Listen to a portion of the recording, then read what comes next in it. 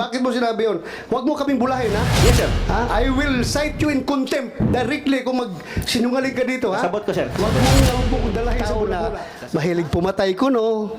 Mapapil-papil. Yan ang lalim sa'yo? No. Malaliman Galing sa ka aking niya? puso, sir. Galing sa iyong puso na binubula mo lang talaga ito. Yes, sir. Binobola ko pa lang po si... Nakita ko sa isang interview mo na sinabi mo na ako raw ay hindi marunong mag-imbestiga. Am I correct? Ginamit? During your conversation, hindi mo ginamit yung salitang lam? Sir, ginamit ko nga. Oh, Ginamit ginamit ko mo? nga, sir. Kasi ganito nga, Ano sir. ibig mo sabihin ng lam? Sir, ganito po yun. Naririnig... Sandali! Anong ibig mo sabihin ng lam? Sinabi mo, binanggit mo. Yes, sir. Naririnig ko po sa YouTube lang yan. Yung lam, si First Lady, si James. O kaya nga, bakit mo nasabi yung lam na yun doon? Para pasakayin nga po sila, sir. Kung gusto niyo pong malaman ng totoo. Pasakayin. Opo, para papasakayin lang po si Romy at si Agent Morales, sir. Eh, hindi mo nga alam na nasa bahay ni Morales si Marque Enriquez. Ganito po yan, sir. Si Romy kasi, pag matri-trigger ko siya, alam ko na makakarating kay Morales yan. So anong purpose mo? Anong agenda mo Eto dito? nga po, sir, Anong kasi- motive mo? Bakit mo siya iti-trigger? Sige nga. Gusto ko po kasi may mga dokumento po kasi akong dala. Kasi sir, kung napapagod na po kasi ako sa paulit-ulit na sinasabi nila, alam ko naman na mas may explain ko, sir. Dahil sa mga dokumentong dala ko. Ano yung mga dokumento na mo? Pwede ko ba ipakita, sir? But before you show that document, explain your side. Bakit mo sinabi yun? Huwag mo kaming bulahin, ha? Yes, sir. Ha? I will cite you in contempt directly kung magsinungaling ka dito, ha? Kasabot ko, sir. Huwag Kasabot mo kong dalahin sa bula-bula. Kasabot ko, Ha? sir. Sabot ko. Kumsik, i-play mo nga yung may sinabi siyang lam. Huwag mong sabihin, bula mo lang kami dito. Wala pong ganun, sir. Sorry po. Sige. Tapos mamagitan. Okay? Kasi nga yung mama, ha? Hindi, ganito, pakinggan mo muna ko yan. Ganito ko yan. Nung pumutok yan, okay? Huwag kang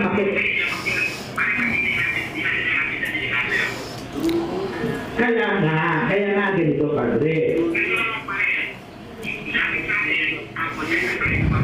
Kaya kung Ang narinig natin dyan na voice recording at saka yung nilagay ni Morales na yung line-line dyan na nag-interpret kung ano sinasabi. Totoo, the same as you have heard as your conversation with Santiago? Mr. Senator, the video speaks for itself. Okay, correct. Yung narinig mo dyan, totoo.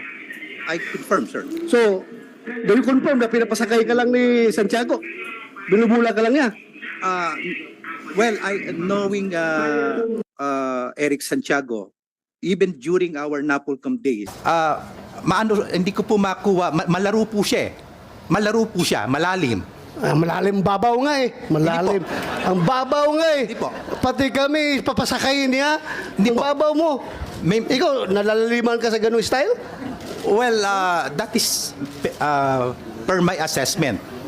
Kasi may mga statements po siya na Baka ang malalim sa'yo yung tao na mahilig pumatay ko, no? Mapapil-papil. Yan ang lalim sa'yo? Malaliman ka niyan? No, Your Honor. I've been with him with Napolcom for almost 5 years. So you confirm na yung narinig natin na video recording at saka yung nilagay ni Morales na mga wordings doon, narinig mo yan during your conversation with Santiago? Yes, Mr. Senator. Do you confirm or deny? I don't deny. Para po sa Hindi, yung sinabi niya na binubula ka lang niya. Well, Para daw makapasok siya dito sa Senado at makapagbulala siya ng mga record na hawak niya against Morales. Mr. Senator, I cannot accurately answer what is his intention. That is his intention. Pero with all sincerity, do you think yung usapan niyo, binubula ka lang niya, pinapasakay ka lang niya, taga-DOJ ka eh. Huwag mo sabihin, Expedia agent ka. Huwag mong sabihin, ganun ka kababaw. Well, Mr. Senator, knowing him, perhaps that is his intention. Pwede kang mabula niya. Well, vulnerable po ako pagka sa kaibigan. Pagkakaibigan po, walang masamang tinapay. I cannot judge a person based on his past. Just like Kuya Jonathan Morales. Who am I to judge? Meron din po ako mga imperfections. Okay? Okay, so Yun po yung aking position. Kung binobola niya ako, mali yan. That is not my intention. Even po yan, nagtampo ako sa'yo. Eric Santiago, kung nambubula ka, bakit dinadamay mo pangalan ni Lam? Sir, para po makatotohanan ng istorya.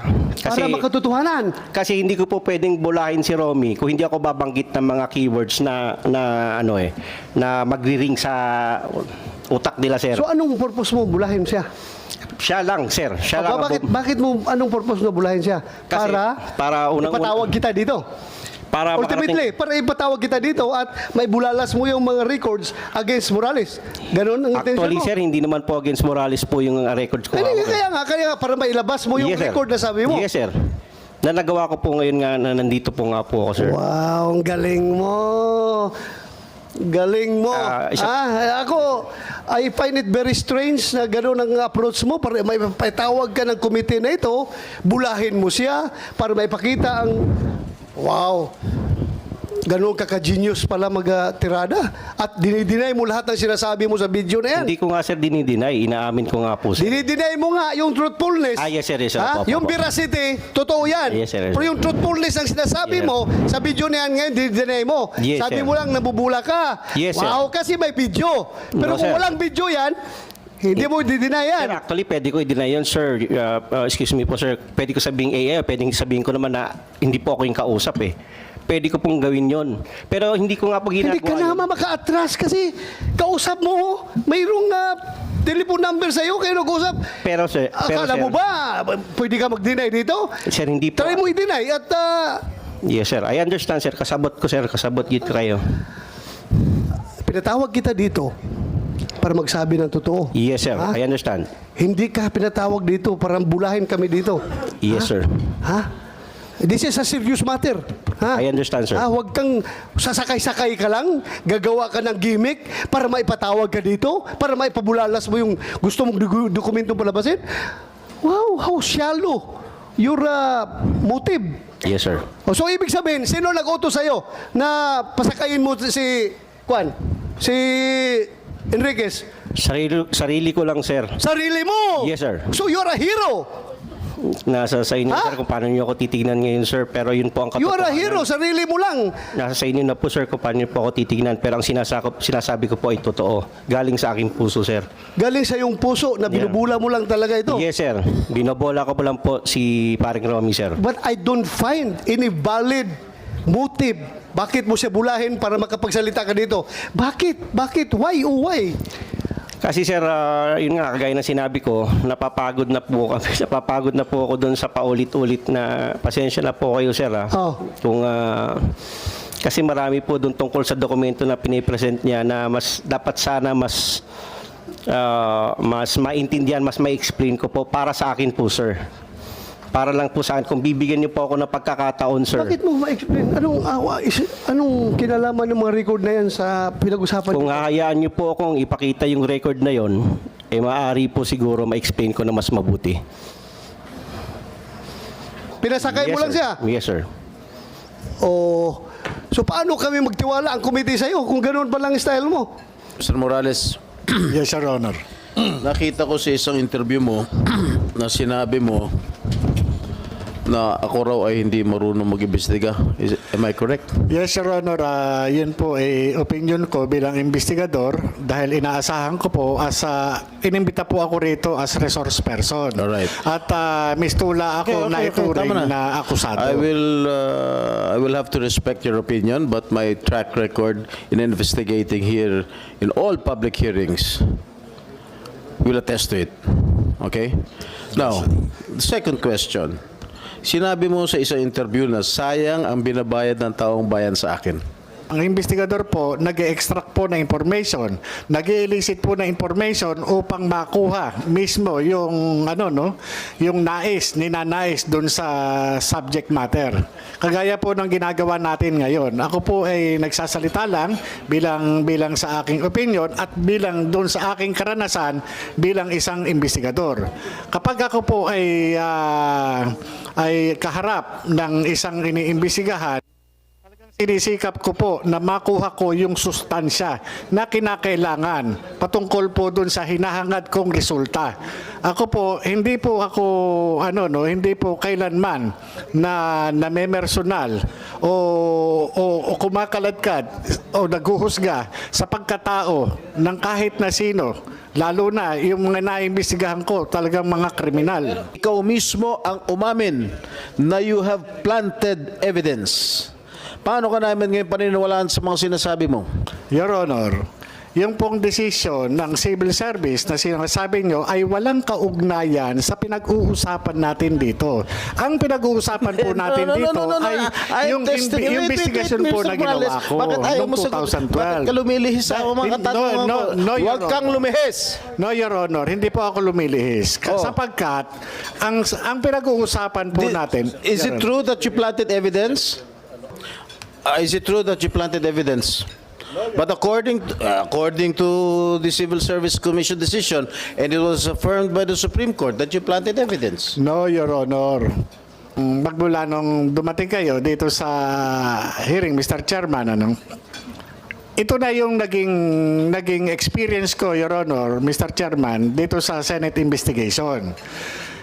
Ang ipinunta ko po rito is resource person po ako para dito sa PIDEA Leaks. Dahil ang pinag-uusapan po dito ay yung paglabas ng dokumento dun sa PIDEA. At ako po, Your Honor, investigador lang po ako. Hindi ako akusado, Mr. Chairman, para i-test yung aking credibility. Yung confidential informant sa Intelligence and Investigation Service. Ngayon, kung ito dinadanas ko ngayon na talagang sinisira yung aking pagkatao, hindi kaya ito ay may kinalaman doon sa ngayon presidente ng Pilipinas na naroon mismo doon sa dokumento na nagkataon na ako ay nag-imbestiga noong 2012. Wala ka, tinanong kita last hearing, where are these documents? Sinasabi mo wala. Tinanong pa kita kung sino yung confidential informant mo. Sinasabi mong hindi mo kilala. Anong klase kang resource person? Wala kang mga ebidensya. Nakita noon ni Senator Bato de la Rosa, ito po yung nagtataglay ng aking pangalan at pirma. At doon din po sa dokumento na yon ay in-identify ng PIDEA na sasakyan ng PIDEA, na mga kawani ng PIDEA yung mga nandun at opisyal na sasakyan ng PIDEA yung naandun. Your Honor, yung mismong dokumento nagpapatunay. Yun po ay galing ng PIDEA. Kaya nga po nagulat ako nung lumabas po yun. Tinanong natin ang PIDEA kung galing sa PIDEA. Ano sagot na, meron bang PIDEA rito? General Lasso. Yes, si Mr. Lasso. Tinanong na, I asked you during the last hearing if there is such an existing document. And what was your answer, Mr. Lasso? Your Honor, there are no such documents in PIDEA. Oh, sino nagsisinungal? Sino nagsisinungaling? Di ba ikaw? Your Honor, hindi po ako sinungaling. Ano ka? Nagsasabi Liar. lang po ako ng totoo. You are a congenital liar. Base po doon sa aking personal na kaalaman noong 2012 bilang isang investigador. Senator Jingo, if I may. Your Honor. I have already made my peace about that particular document. Sabi ko, naniniwala ako sa PIDEA na wala yan sa kanilang files dahil wala talaga yan doon. Niwala ko. Pero ako ay naniniwala na yung papel na yan ay totoo. Based on my previous explanation. Andyan ng papel na yan. Ang tanong lang kung sino may hawak. Ako naniniwala ko. Based on everything that I have examined, nandyan yung papel na yan. Hindi lang alam kung sino may hawak ng papel na yan ngayon. Soft copy ay totoo. Which ako mismo rule na talagang totoo yan as far as I'm concerned. Andyan yan, pero soft copy nga lang andyan. Existing document yan na hindi makita ngayon. Hindi yan gawa-gawa lang. For the last time, Yes, Your Honor. hindi mo talaga maalala yung confidential informant mo? Ayaw mo lang sabihin yung identity dahil nga meron tayong code of conduct between handlers and confidential informants na kahit ano mangyari, walang laglagan dahil buhay ko ang nakataya. Hindi mo ba yan, hindi ba yan ang nasa isip mo? Gano'n na nga po, Your I'm not Honor. feeding, ha? I'm not feeding, pero ako bilang operative, hindi ko talaga ilalaglag, pero ikaw, ewan ko, bakit, so confirm mo na ayaw mong sabihin, alam mo. Your Honor. Mr. Chair, if I may first. Yes, Mr. go ahead, Senator Jinggoy. Maliwanag na maliwanag po, Mr. Chair, na itong ating resource person ay nagsisinungaling. Your Honor, ito po, mahigit isang dekada na po itong kaso na to, itong pagkakaimbestiga ko.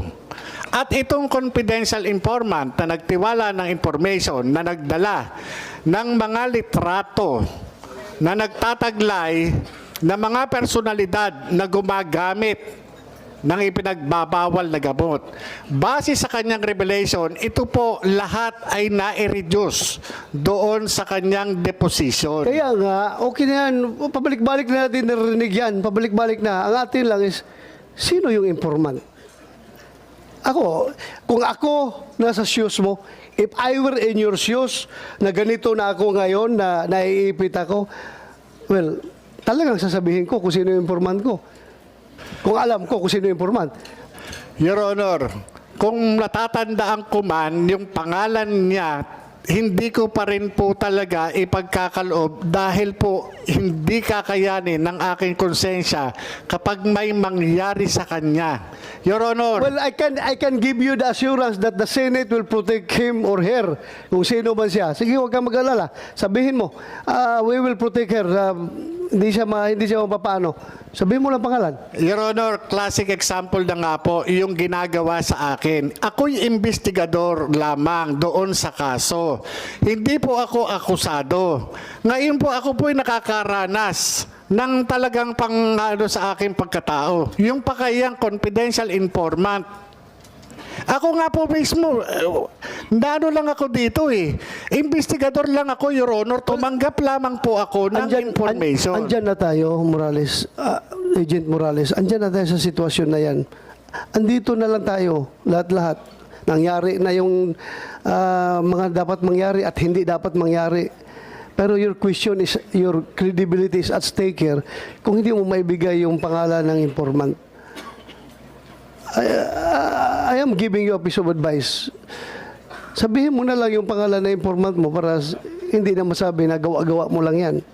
Your Honor, hindi ko po hawak ang inyong pag-iisip. Ako po'y nandito dahil doon po doon sa paglabas ng dokumento na inilabas ng vlogger.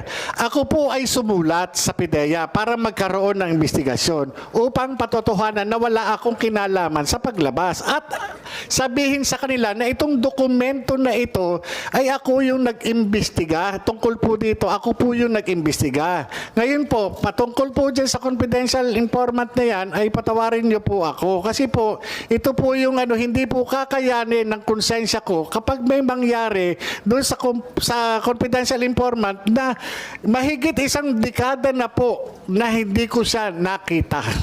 Okay.